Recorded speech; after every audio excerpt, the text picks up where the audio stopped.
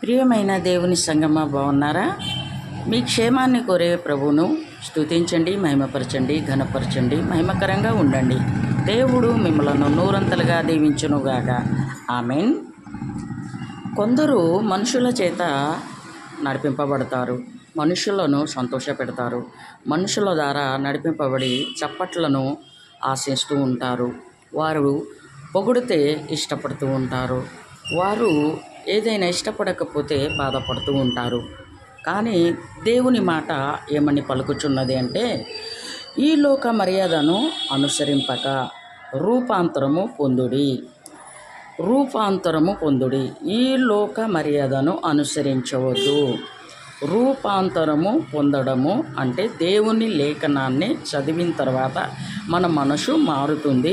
మనుషుల ద్వారా నడిపింపబడము. మనుషులు సంతోషపెట్టాలని వారిని మనం వెంబడించము.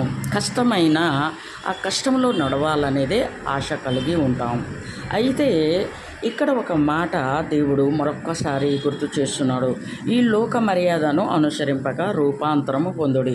మీరు ఈ లోక మర్యాదను అనుసరింపక ఉత్తమమును అనుకూలమును సంపూర్ణమునై ఉన్న దేవుని చిత్తమేదో పరీక్షించి తెలుసుకొనున్నట్లు మీ మనస్సు మారి నూతన మగుట వలన రూపాంతరము పొందుడి. రోమా 12:2లో ఈ మాటలు ఉన్నాయి. ఈ లోకము మనలను తన స్వరూపంలోనికి మార్చుకొనుటకు ఎడతెగక ప్రయత్నిస్తూ ఉంటుంది.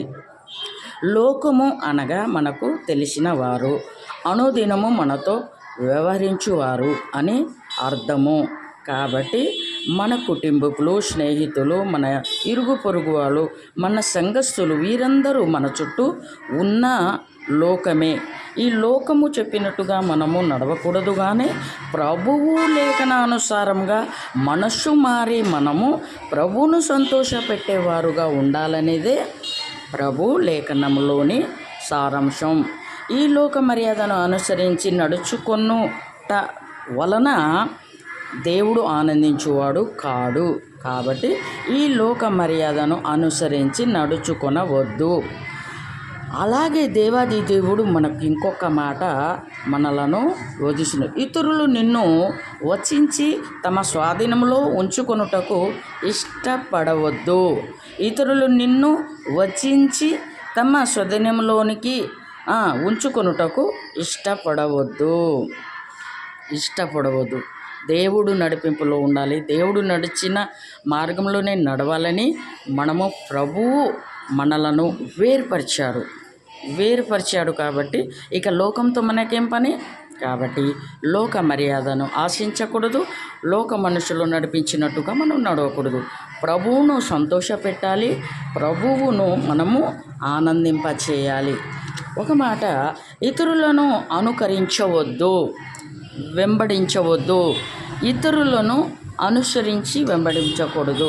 ఇప్పుడు నేను మనుషులను దయను సంపాదించుకొన చూచుచున్నానా, దేవుని దయను సంపాదించుకొన చూచుచున్నానా అని ప్రభు మాటలను గుర్తు చేస్తున్నాడు పౌలు గారు. నేను మనుషులను సంతోషపెట్టగోరుచున్నానా?